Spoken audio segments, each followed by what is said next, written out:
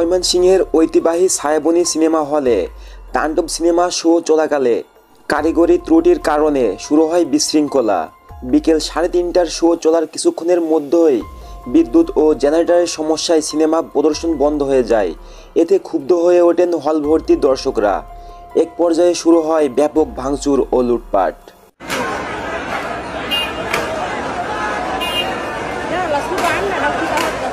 দর্শকরা জানান, হঠাৎ স্ক্রিন সাউন্ড বন্ধ হয়ে গেল।